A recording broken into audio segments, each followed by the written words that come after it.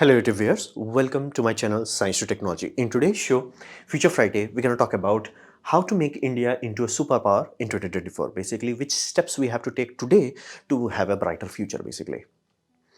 Now, first thing first, we must stop electricity theft. This is a really bad habit of Indians, and yes, that includes me, is that we really have no grasp on it. So, and if you ever wondered how the heck, because be mindful, during basically after World War II, lot of nations got their independence. Lot of reforms happened, including China, including India, including Pakistan, including Africa.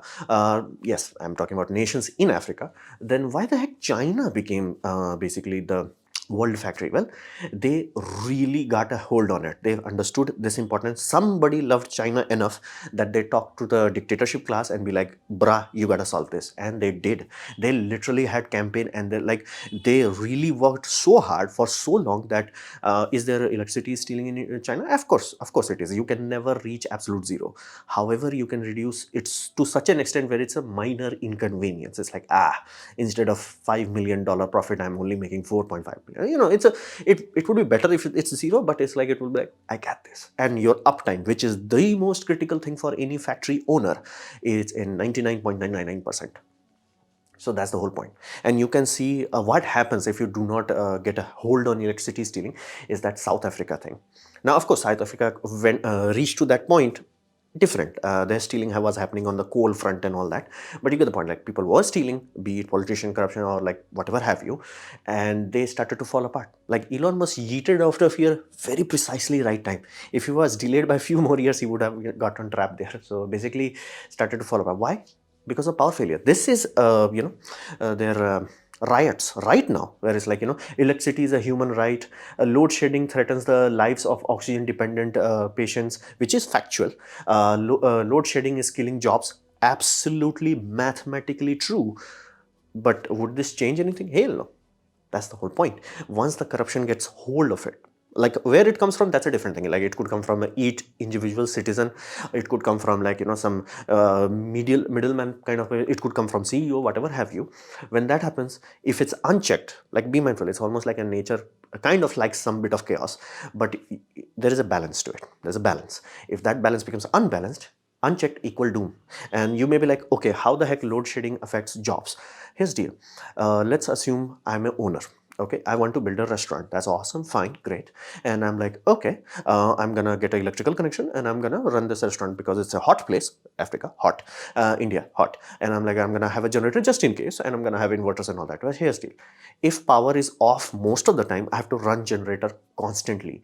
Basically, I'm literally running a business on diesel generator, and that does not work. Now you're like, oh, why can't you get solar? Have you seen the solar price? The sole reason I do not have solar rooftop in my house, it's expensive. It's literally price of like a good car. Not the best of the best, but a good car. Like how much we spent on our current car, Maruti Espresso, almost twice as that to get good enough. But again, it's a good to have that option solar, but it requires you to be fairly rich or take out fairly hefty loan in order to get that. So it's one of those things. Fundamentally, if you do not have good electricity, like of course every businessman, even in America, even in Europe, even in China, they buy generators, they buy online UPSs, but those are not a running cost for them. They are there like, hey, periodically we shut down the grid connection, we run it on generator so we can make sure that generator is actually going to work when we need it, and fuel consumption is minimal. They know it's only going to run for once in a while, or maybe in some earthquake scenario and all that. It's minor expenditure. People in Africa or people in India where we have like some states have really bad electricity, those businesses go out of business. Like, yeah, all the money I'm making, I'm just spending it on diesel. At some point they have to close shop. So it's a very critical. And think in this context, Africa, South Africa specifically, has a lot of mineral wealth, and they are coming from basically just from independence, their independence, and they are like, they have large population, they have mineral wealth, they have low standards of living, meaning they are not charging you same amount of money as a European would. So why the heck they did not become the world manufacturing hub? Heck, be mindful, all the rare things that are really rare, they are nearby to them. So why the heck South Africa did not become electricity? Like when they are in their peak time, when they were growing, the people have noticed that like there were paper published long ago. It's like, dude, if we do not fix the electricity problem, yeah, we're gonna have bad times. I've linked a video down, wind over production video. It's a good one, and you can watch other video also where it's like it's really bad. We do not think about it, but that's the whole point. A businessman not supposed to think about electricity. They're supposed to like, how the heck I'm gonna make profit? Some buffer for diesel. It should not be like, okay, this much diesel I'm running on. Yeah, no. So that's the whole point. And every religion, whichever religion you take, be it Christianity, be it Hindu, be it Muslim, all religion have this idea of like poverty does not justify stealing. And it took me some time to understand it, but then it made sense because society runs on a social contract. It does not run on, it requires a social contract. That social contract by law, by decree of a communal understanding is like, you cannot justify stealing. Like flat out, we have learned this the hard way that you cannot justify stealing. The moment you do that, it all spiral downwards to hell. So you have to. And in India, it's another thing where it's like, poor people get free housing, and they have house somehow, because again, they did not have to pay for the house. They somehow have like a expenditure, as in like air condition, water heaters and all that. And I'm like, bro, those equipments are expensive. Most people cannot afford it because they are putting that either in rent or putting in for their house payment, and you are just consuming electricity like a rich person, and you are blaming, oh, like I'm poor, that's why like I'm not paying bills. It's like, no. Just know, it's like if you're poor, how the heck you have power draw? So it's one of those things that we really must fix it in order to have a better future. If we do not fix it, and if you ever wondered how the heck India has so much debt, that's how we got it. Like every state, the numbers they give out is scary. I do not even need to convert to dollars because it would be huge even in dollars. It was like 30,000 crores. It's like way too many zeros in that. Even if I remove two zeros, assuming like $1 to 100 rupees, still too many zeros left. And that's with a lot of states. So we really must get this under control. If we do not have a good future, if this puppy is left unchecked, somewhat we can manage. If out of hand, yeah, that's bad. Then we come to, okay, that sorts the money problem. Where the heck you going to get the money? How the heck you improve the situation? We got that. Okay, awesome. So how do we expand? Going from okay to GG. Well, grid requires certain investments. First investment is large HVDC interconnect. Thankfully, India does have a lot of people who love India, and we have built a lot of HVDC infrastructure very early on, like very early on. Like this is from 2017 map, and I'm reasonably sure there are a few more interconnects right now under construction which are already deployed. It's like you have Agra, East Agra corridor. I like that one because that's one of the highest power one and world's first. Let that be very clear. World's first multi-connect HVDC link. What does that mean? Right now, if you want to find the world's largest power, it's apparently from Three Gorges Dam, because it's like a 12 gigawatt system. They had to transport the energy. It's like Three Gorges Dam is in almost central China, and they needed to put it to coastal area. So they had to do HVDC link, very large distance. AC does not travel that far, so we had to use DC. They travel that. Now that's A to B. Very high power, that's awesome. 12 gigawatt, 1200 kV, that's awesome. But it's A to B. Basically, it's a backbone for bulk transmission. What India has, it's A, B, and C, meaning it's not just like power goes from here to there. It's like power is maintained in the ecosystem, almost like how an AC system works. So that's a very awesome thing, awesome innovation that we got it. A lot of companies helped out. Nation put a lot of forethought into it. Awesome. But we have to expand that. That's a good puppy. Now we have to make it into a doggy. So we have to have huge amount of that. Now what's the benefit of that? Well, benefit is more interconnects equals bigger buffer, and bigger buffers transfer to all. Not only customer no longer has to worry. It's like, what if I put just extra one metal furnace and randomly this whole network shuts down? It's like, no, we got this, we're good. And this also allows power consumer and power providers to have basically they cumulative have each other. India has a power sector divided in few chunks. So you have northern chunk, you have west chunk, south chunk, east chunk, and northeast chunk. Now these are the big chunks that we have to manage. Now the bigger the interconnect, basically the better the marriage between all of these units, the more energy can be transferred. And it also comes to the second thing, meaning you can put solar farm anywhere, you can put wind farm anywhere, you can put a biogas generator anywhere where you need to. Right now, like USA, India, Europe, most of them suffer this weird issue where it's like, yeah, we do not actually have the grid for the solars that we can put. Many places. Germany had like the worst scenario where it's like one half of their nation was producing electricity like there is no tomorrow from renewables. Other half have to burn coal and buy it from somewhere else. Like this is inside a nation. That's how it happens. Every nation has a electrical chunks. We cannot have chunks. It has to be a nation, and it has to have very good interconnects. So more interconnects, bigger buffer, and that allows us to reach our final point. So final point is zero curtailment of renewables. Right now, solar reaches a point where we have to curtail that puppy like there is no tomorrow. Like many places, including California, we have so much solar power in the daytime, they have to shut down all other farm, or solar itself, they have to shut down. You do not want that, because again, those plants, solar farm is put in the place to make money, and they can only make money in the afternoon.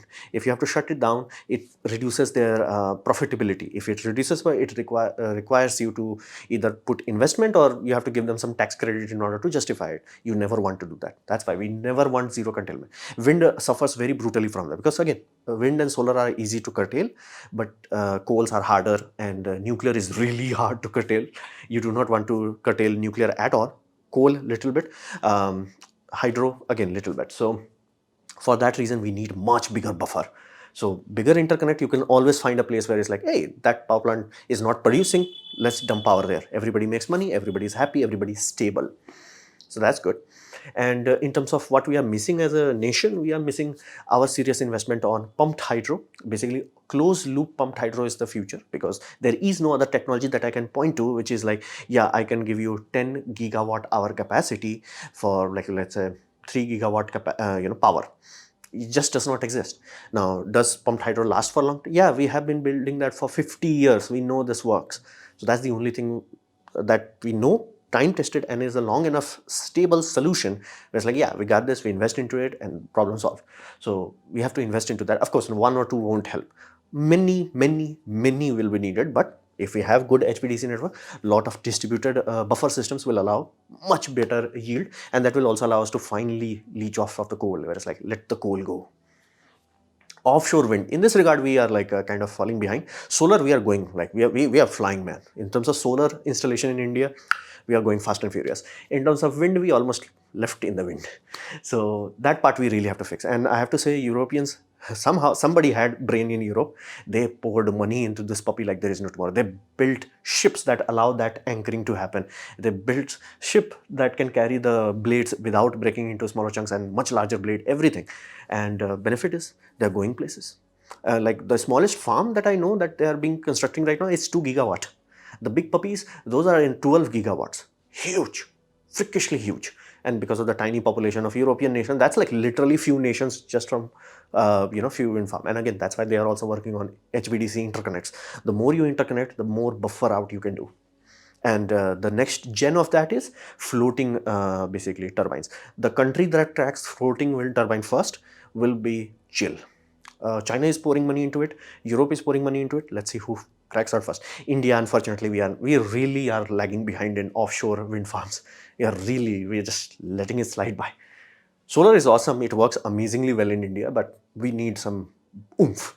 And again, these do work at night. Even with lower capacity, they do produce enough power that we do not have to rely absolutely on coal or hydro. So this is how we can make sure that India's grid is ready for the future. Then we come to the water part. This part, I have to say, we do not understand the severity of it. Unfortunately, this is true not only with India, with other nations also, is that a nation cannot be water pure or have poison in the water for long term. Short term, how short term? Basically, one human lifespan. How long is one human lifespan? 90 years. One generation is classified as 30 years. One lifespan is 90 years. So if you have water poverty, be it Iran, be it whatever have you, if you do not solve it, at maximum, you only get 90 years to solve that puppy. At worst, you only get 30 years, because if it's extremely bad, you're going to have people a loss of life very quickly. So nation have to figure that out. They cannot run out low on water. They cannot be in a situation where they are basically have poisoned water. Look into Soviet Union. Many Soviet Union sub-satellite states suffered brutally because of this failure. So this is one thing we have to learn. Now, China also did not learn it. The best country, I would say, the ecology-wise, Europe. Second best would be Americas. Third would be everybody else. Like, yeah, we are really bad. Now, of course, Australia is a bit good, but you have to understand. Another reason why the heck World Factory moved away from those places is like, for example, cotton industry. Basically, the industry that makes fabrics. They make fabric colors.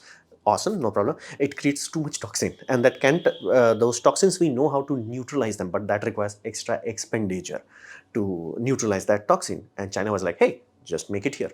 What about the toxin? Don't care. And now that China has like a population starting to go up and their poisoning is becoming a problem, now they are going to basically our basically neighbor nation, and that West Bengal side of thing, it's not good. Bangladesh, basically, it's not good. So it's one of those things that we really must understand the priority of water. We do not. And we have to, like as Indians, we have to make sure that there is no industrial waste that is touching our water stream. Because if it does touch it, which it is right now, this is basically Yamuna River, it's bad. Let's just speak, it's bad. It will not only be, okay, water is poisoned. It will go from water to food because, and yes, it is that bad that in India, if you can take a food and slice it and just analyze it, you will find trace elements of heavy metals, lead, cadmium, those sort of puppies. Those cannot come from normal things. They come from generally industrial waste. That's there. And that once food is starting to get contaminated, that means your water is contaminated way too much. Your food is getting contaminated. That means you have only two outcomes: shorter and ill lifespan. Meaning not only you're gonna have a shorter lifespan, like let's say India's lifespan may not reach 90, even though we should. We may be like, hey, our food itself has so much poison that slowly poisons us that we may only last 75 years or something like that. So shorter lifespan and ill lifespan will be a lot of diseases, a lot of issues. So that's a very serious issue. We must tackle it, and to make sure that we do not run out of water, rainwater harvesting must be an absolute priority. Right now, a lot of places are putting some serious effort into it, but like as a nationwide, we are not firing missiles at it. We need to. So that's the water thing. Like there is more than enough people who are working on it, which the scale that we are working on, the scale needed, they are not matching yet. So the water part that we really sucked up, like we messed up, like water we messed up, we have to fix. We cannot be like China. There's like, yeah, sacrifice your future, and there's like, bro, the future will come eventually, and eventually you will learn how Britain learned. It's like, what happens if your river turns to a sewage? It's not good. Then we come to the fuel. Okay, we have energy, we have water, all that jazz. How the heck you power a nation, basically, in terms of fuel? Well, we cannot waste time on half measures, flat out. Law of physics is very clear on this. There is no crop known to humans that can grow in a land, in a farming setting, and it will give you enough for our consumption. Could it had been done in the past? Absolutely. During the time of Rudolf Diesel, when he invented the diesel engine, and be mindful, there was no diesel fuel at that time. There was only Rudolf Diesel. To honor his name, the diesel engine was called Rudolph engine in early days, if I'm not mistaken. And then they were like, okay, it's a diesel engine. And then the oil companies, mysteriously Rudolph Diesel dies, and mysteriously people just randomly found out like crude oil distillation actually gives you diesel. And then they're like basically oil that acts like diesel and can be put into a diesel engine to run. You're like, wait a minute. If diesel engine came before diesel fuel, how the heck it was running? Vegetable oil, whatever oil. That's why if you see people, hippie people are like, yeah, we can run it on vegetable oil, man, and like, food waste oil, man. Yeah, it does. This was designed for that inherently. So, and again, you take another example, let's say Henry Ford, he also wanted to run his vehicles on ethanol. Day one, like, okay, if we knew this, then why can't we do this? Well, reality is our consumption has outgrown the ability of side growth. We need farming land for this puppy, food. We cannot compromise that puppy for basically fuel. We have to grow food. We cannot just like little bit. Back in those days, population was small enough, consumption was small enough. It was a minor inconvenience, not even inconvenience. It was like profitable, but now it cannot be done. Like law of physics is clear. You can take any nation, take its fuel consumption, take any nation's possible agricultural land and divide the numbers. You'll find out, yeah, it's not happening, not even close. It's just not possible. We cannot waste time on land-based biofuel. And given the fact that world data is very clear on this, there are many nations that did this smoking things, where it's like, what if we burn the people? And the result is clear. USA, again, they are regretting it that they experimented with it. They were like, what if we give it 10 years, let's see. Many people were like, scientists including, they were like, dude, I don't think this will ever work. But they were like, okay, 10 years, a good time. Now they cannot shut this industry down. Even the paper is very clear. It's like, bro, we tried it. It does not work. It has much more carbon pollution. And not only that, it's also increasing our cost of living. Why? Every farmer is farming this thing, corn. And you can go to Brazil, same thing. Brazil, one country that is going all into sugarcane ethanol production. It's not sustainable. Like it's literally compromising food for fuel. It cannot work. Law of physics is clear. And every nation that tried it, we know the data. We know that their food costs started to go up. You really do not want to live in a nation where it's like, oh, our food is going exponentially up faster than inflation. It's like, not good. So what can we do? Because we do need fuel. Let that be very clear. I'm not one of those hippies like, oh, we can do everything. I say, hell no, you can't. Physics, laws of physics do not allow that. So what can we do? Well, thankfully, we can use seaweed biofuel. Now, why seaweed biofuel? Now, compared to any land-based solution that we have, be it soya beans, be it sugarcane, be it corn, whatever have you, compare that puppy to seaweed yield, meaning 1 square kilometer of area, how much fuel you can get out of this puppy compared to any land-based system. This will be order of magnitude better, meaning you are talking at the Mark 1, 10 times better, Mark 2, 100 times better. Yes, it's exponentially better. Is there anything that is even better than this? Yes, it's algae based fuel. Then why don't we do that? That requires fresh water. We don't have enough of it. Freshwater calculations is around 600 liters of fresh water for 1 liter of fuel. Not acceptable. So seawater, infinite supply. Carbon dioxide, infinite supply. Hydrogen, oxygen. You heat the oxygen, you take carbon dioxide, heat the oxygen from there and force marriage into carbon into hydrogen, and you have hydrocarbon, lipids. We extract it. We know the technology. It's an ancient thing. This is the only way we can basically fuel our nation in future without ever worrying about not only the carbon footprint, we also do not have to worry about OPEC going to us, or Russia going to us, or Venezuela going to us. We don't want that. Like right now, every nation that thinks they are independent, unless they are an oil-powered nation, they're not. And that's not long-term sustainable. So for India's independence and energy security, we must go into this. Thankfully, India has sea and ocean border. We do not have sea. We have ocean, meaning is we do not have to worry about it, evaporating and drying out. We do not have to worry about it. It's like we sort it. We just have to go into that. And how we can reduce pollution? Well, we have to switch to series hybrid for heavy vehicles. Battery simply cannot work simply because people have no context of it. How much is a 1 megawatt of energy and how much area you can power with 1 megawatt of energy.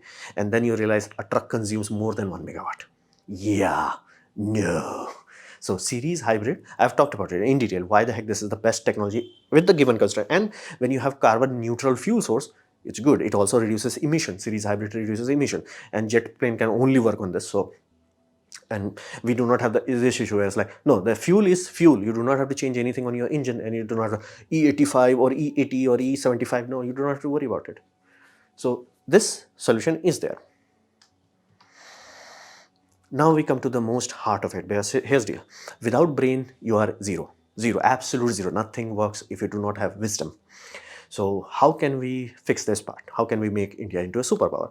Well, we must build competence, not memory. Right now, and this is true worldwide almost to some extent, whereas like our educational system is not designed for competency development. It's designed for memory development. Whereas like, can you memorize everything?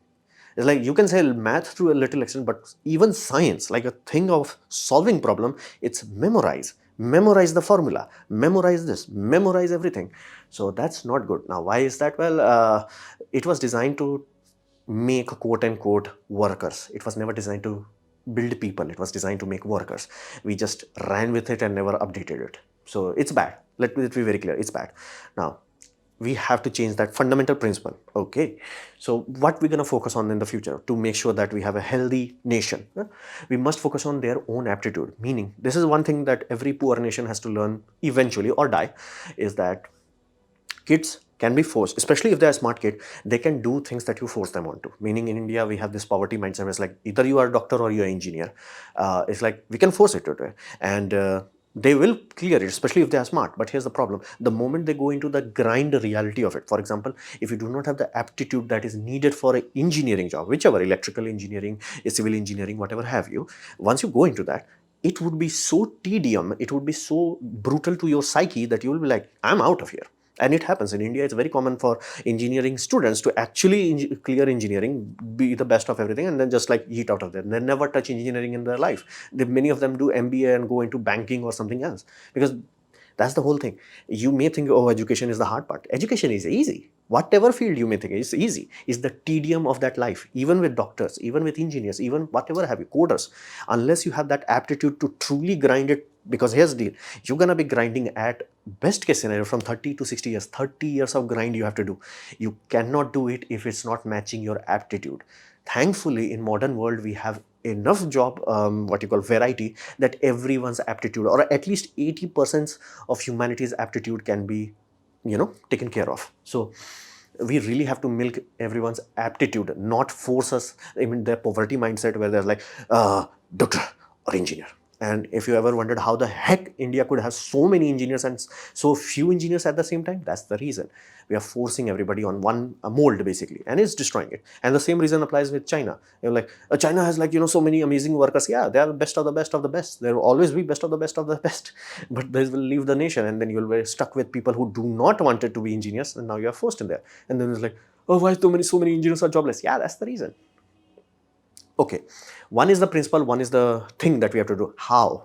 Right? We have to have a solution for it. How? Well, maker space and self-study. These are the two tools that if your kids gets into this, there is a very high probability of it sorting itself out. So let that be very clear. If your kid is a kid, he's curious. She is curious, no matter what. Take any scientist, they will always tell you the kids are always curious. Take any psychiatrist, take anyone that is dealing with children, they will tell you kids are curious. You have to give them a safe environment that is unsafe. What does that mean? That simply means if they have soldering iron, you just have to make sure that they do not poke into someone's eye. But you have to give them that sort of safe space. If you do not give them, they do not grow. They do not realize their hands are the most advanced robotics in this planet. They can do things with this. And here's the deal. See the children who have access to good, healthy maker space versus children who never accessed it. Children who have never accessed it, and if let's say they are good with memory, they'll be scoring a lot of numbers in their exams. Versus a kid who is like going into makerspace, they can build things. Let that sink in. They can build things. I have seen kids who are smaller than the freaking laptops that they are carrying and somehow able to actually code Tinsy, Arduino and all that when they are this small. How? Again, you are allowing a space where their aptitude can show up. Imagine, here's the deal, you have a project of having few people working together to make a robot. Somebody would be interested in the motors, somebody would be interested in the code, somebody would be interested in gluing everything together. People have that aptitudes, we inherently have it. You give them a space to explore that, problem solved. Then we come to self-study. This is really bad in India because we have that poverty mindset where it's like if kid comes out of school, we just take them and yeet them into some tuition. Then we take them out of we yeet them into second tuition. Then we yeet them third tuition. Yes, we do. In India, this is really bad. Like many kids do not have even 1 hour of free time. Even their play time is regulated. It's like, oh, you came from school, eat, and yeah, from this to this play, and then we have coaching number 1, coaching number 2, and then at your time at home you have to do the homework. It's like, yeah, that's so unhealthy that we are literally killing our own future by our own hand. And then these people will wonder, it's like, why the heck our kid forced us into old age home? Yeah, good luck. You literally removed all other option. Kids need to do self-study on their own. If your kid has these two sort of options, and if they, especially the self-study part, if they sort it out, you can be rest assured that they're gonna be okay. Does that guarantee they're gonna be the next billionaire? Hell no. Does that guarantee that they will always be a success? Hell no. But improves the probability so much that you can relax. You can be like, relax. Take any human study that is done on children, all of them have this one data set. Delayed gratification is the most important thing. If your child develops delayed gratification, they're sorted. If they do not, they dead. So it's one of those things that we must understand. Children must have to study on their own, and they must have a place where they can grow in this modern world.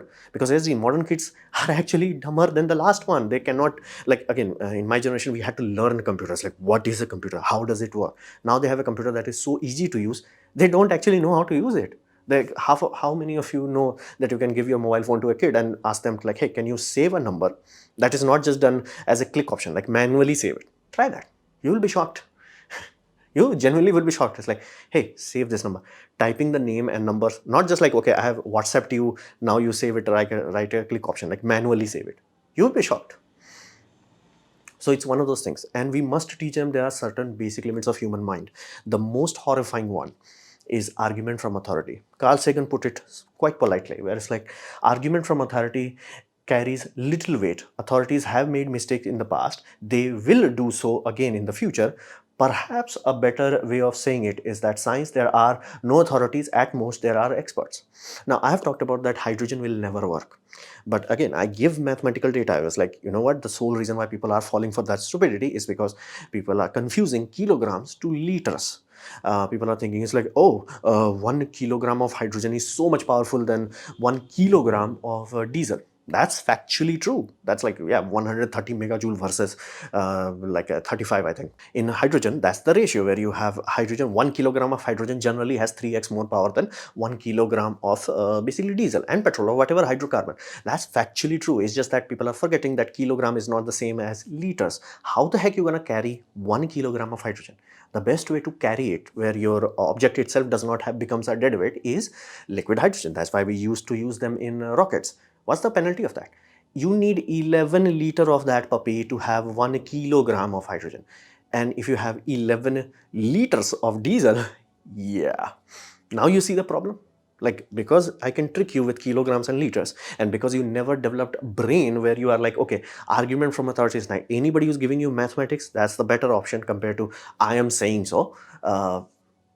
People did not do this. Like, I cannot tell you how many times you'll say, oh, you think you know better. It's like, dude, every scientist knows that. Every engineer knows that. And I have tried to explain this time and time again. The engineers who is forced to work on Boeing Airbus A380 hydrogen experiment, they know better than me that it's not going to work. Then why they are working? Government passed a law that they will ban hydrocarbon by 2050. So they have to do something.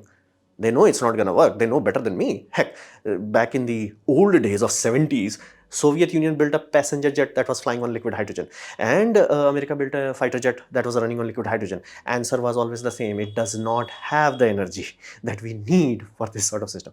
Thankfully, I've seen at least few pilots that have brain to like, hey, you need density. Hydrogen may have the oomph. It just does not have density. You will basically run out of tank space. So, because instead of like people, okay, let me do the math. I'm telling you, right, this kilograms and liter thing, you can do the math. You should be trained into mole calculation. You should be calculating these things on their own. Or heck, you can just Google it. You can calculate the numbers. You can read science books back in the those days. You can read into encyclopedia. You can do this on your own and you can verify my claims. But none of you will. And that's the problem. Argument from authority. The only thing I get from people is like, oh, you think you know more. It's like, that's not how science works. Do the math. Again, I could be off, I could be wrong. And again, if that turns out to be true, awesome, help me. But that won't, because SD, I'm doing the math. I talked with professors, and so first thing, like every time I calculate, talk to the professor, is like liquid hydrogen. The first thing they say, I'm not joking, this is a professor, like, why you are calculating liquid hydrogen? Then I'm like, sir, which has higher density, liquid hydrogen or compressed hydrogen? The answer is obviously liquid hydrogen. And they're like, oh yeah, it makes sense. And then you compare the energy density of compressed hydrogen. Yeah, no. Even if you extract 100% of energy, diesel will bitch slap it in less than 22%. We are above 22% now in terms of efficiency of a diesel engine. So because of argument from authority, people keep making the same mistake. How do you think Hyperloop became such a big tragedy for humanity? Billions of dollars burnt into it. Engineers were talking from day one. I made a video on it 6 years ago. Thunderfoot made a video 10 years ago. And if like basically EV blog made 9 years ago, like so many people were giving mathematical data like this is not why it will not work. Like this is the problem, this. And everybody was like, what if we burn money? What if, like, how do you know? Like, even the people I respect, like Linus Tech Tips, it was like, oh, he assumes like, the engineers have never done the math. It's like, engineers will work on anything if you pay them. You pay them, they will work on stupid things. The same way Boeing engineers are working on hydrogen aircraft. They know better than I do. They're like, dude, I'm getting paid. I'm like, what can I do? And if those politicians, they're not going to suffer the consequences of stupidity. So we have this, like entire history is filled with that, but we never learned argument from authority equals death. Until every kid inherently knows this, we are going to be burnt alive. And then we come to the bitter aspect. This is a knowledge-based thing, but there is a one bitter reality. Not everyone is Einstein. I know everybody expects to be, but no. So Pareto distribution should be taught because it applies to everything. Like, what does that mean inherently? Inherently, it means causes to outcome is not collinear. It's not very linear, so to say. So if you have 10 variables that you're changing, not all 10 variables give you the same change in the outcome. Some variables will directly correlate to a lot. For example, people who did investment early on versus people who are doing it later. Like, I'm very late. I started investment like when I was 31 years old. Damn, I'm late. There are people who did that in 20s. I will never catch up to someone who did it in their 20s.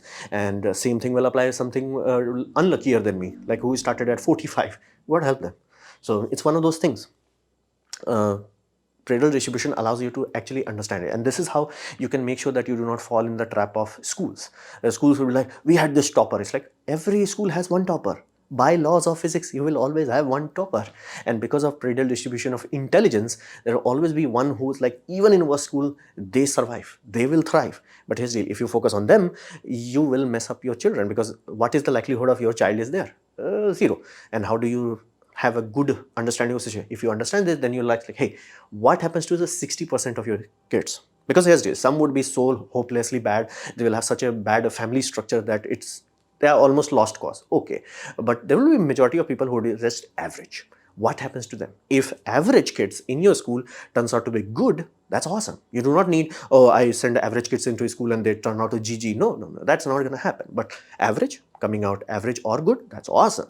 But it's like, oh, we had this 10 toppers. Every college has that. Every school has that one of those few kids. It's like in the Sheldon, they showed the sole reason everybody was putting up with Sheldon is like Sheldon alone was keeping the school budgets high. So same thing. Predatory distribution is fact of life. So people will not fall for multi-level marketing. They will understand this. That's why you cannot be billionaire or trillionaire. Not everyone like that. If you're trying, here's the people who are billionaire or trillionaire, they never try to become those things.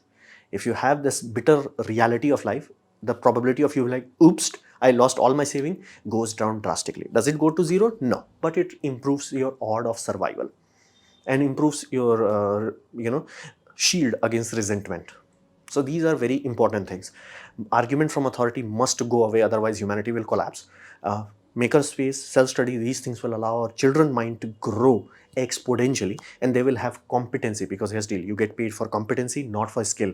Skill, anything that can memorize things have skills, but competency means can you take that skill and actually milk something out of it.